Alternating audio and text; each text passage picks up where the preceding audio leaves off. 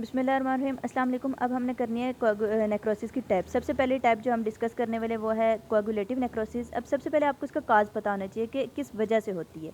Coagulation हमें वैसे भी पता है ना कि ब्लड से रिलेटेड होता है, ब्लड में कोआगुलेशन होती है ना, हम ये वर्ड ब्लड के लिए यूज़ करते हैं।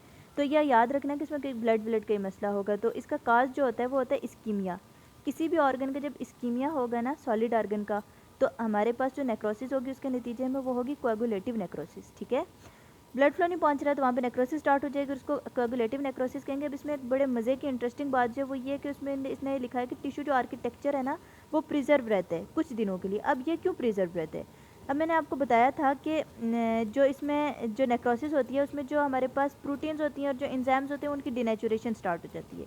जब प्रोटीन्स और एंजाइम्स की डिनेचुरेशन, तो जो एंजाइम्स हैं जब वो भी डीनेचर हो जाएंगे, इन एंजाइम्स का काम क्या होता है, इन्होंने प्रोटियोलिसिस करानी होती है। जो डेड सेल होते हैं, मैंने आपको बताया था ना कि नेक्रोसिस में यूँ होता है नेक्रोसिस, और इसमें से ये सेल मेम्ब्रेन रप्चर होती है और इसके जो एंजाइम्स होते हैं वो लीक आउट होते हैं एंजाइम्स, और वो फिर आके वापस इसके सेल पे एक्ट करते हैं और इसकी प्रोटियोलिसिस, इसकी तोड़ फोड़ देते हैं। ठीक है, तो अब ये कह रहे हैं कि जो यहाँ पे है ना कोआगुलेटिव नेक्रोसिस में क्या हो रहा है कि स्ट्रक्चरल प्रोटीन भी डीनेचर हो रहे हैं, एंजाइम्स भी डीनेचर हो रहे हैं। एंजाइम्स जब डीनेचर हो रहे हैं तो उसकी वजह से जो डेड सेल है उसकी प्रोटियोलिसिस नहीं हो पा रही, इस वजह से जो आर्किटेक्चर है वो कुछ टाइम तक मेंटेन रहते हैं और जो हमारे पास डीनेचर्ड प्रोटीन है वो एक्यूमुलेट हो जाते हैं। मैं आपको ऑलरेडी बता चुकी हूँ कि डीनेचर्ड प्रोटीन की वजह से क्या होता है, प्रोटीन्स की वजह से बेसिकली हमें H10 में इजिनोफिलिया दिखता है, तो इजिनोफिलिक हो जाएगा न्यूक्लियस, और ए न्यूक्लियड सेल्स होंगे कुछ डेज और वीक्स के लिए परसिस्ट किए, वही बात है, आर्किटेक्चर मेंटेन रहेगा।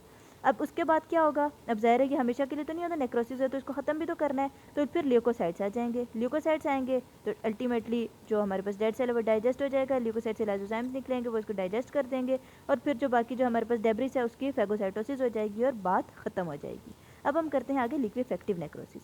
लिक्विफेक्टिव नेक्रोसिस में ये बात याद रखना, इसका काज क्या होता है। कोआगुलेटिव नेक्रोसिस का काज था इस्कीमिया, लिक्विफेक्टिव नेक्रोसिस का काज है बैक्टीरियल और फंगल इन्फेक्शन। लेकिन ब्रेन में एक्सेप्शन है, ब्रेन में जब इस्कीमिया होगा ना तो तब कोआगुलेटिव नेक्रोसिस होने के बजाय लिक्विफेक्टिव नेक्रोसिस होती है। ठीक है,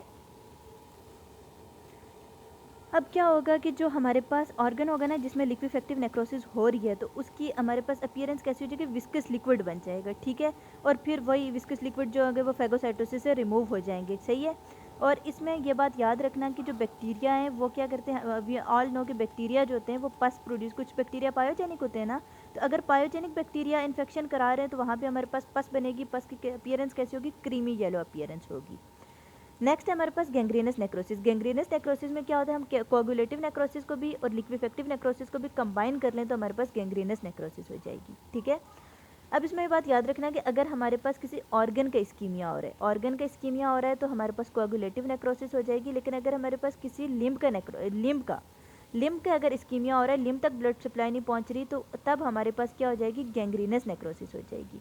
और अगर उस गैंग्रीनस उसका अगर जस्ट इस्कीमिया हो रहा है और जो नेक्रोसिस हो रही है वो होगी गैंग्रीनस नेक्रोसिस। लेकिन अगर ब्लड सप्लाई भी नहीं पहुंच रही और उसके ऊपर सुपर इन्फेक्शन भी हो गया, जो हमारे पास लिक्विफेक्टिव नेक्रोसिस की तहत जो फंगल इन्फेक्शन है, बैक्टीरियल इन्फेक्शन हो गया, और ऊपर से ब्लड सप्लाई भी नहीं पहुंच रही, ये दोनों मिलके क्या करा देंगे, हमारे पास वेट गैंग्रीन करा देंगे। ठीक है, ये आपको समझ आएगा कि ड्राई गैंग्रीन में जस्ट क्या होता है कि जो हमारे पास लिम्स होती हैं उनमें ब्लड सप्लाई नहीं पहुंच पा रही होती तो गैंग्रीनस नेक्रोसिस होती है, और जब उसी के ऊपर बैक्टीरिया का सुपर इन्फेक्शन हो जाए तो वो वेट गैंग्रीन बन